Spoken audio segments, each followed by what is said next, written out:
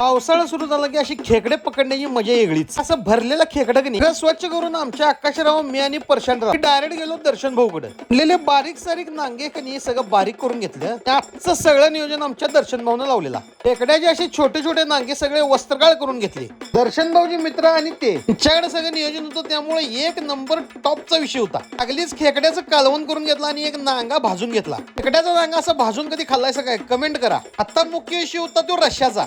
का भांड्यात असा सगळा मसाला एकत्र करून खेकडा चेचून त्याचा रस काढला होता तो त्यात मिक्स केला.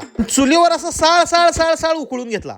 सगळं जेवण कंप्लीट झाल्यावर पंक्ती बसायला सुरुवात झाली. मस्तपैकी मसाला खेकडा, रस्सा, भाकरी, एक भाकरीचा तुकडा घ्यायचा आणि हळूच असं रश्श्यात बुडवून खायचा. तर मसाला खेकडा टॉपचा विषय आणि रस्सा तर तुमची सर्दीच पळून जाणार. खेकड्याला लागलेला मसाला असं चाटण्यात लय आनंद. सगळ्यात शेवटी असं मसाले राईस केलता. त्यामध्ये पण असं खेकड्याचा रस्सा टाकून येतेचे ननका दिला. सगळी नांगी एकत्र करून ताट रिकामी केलं.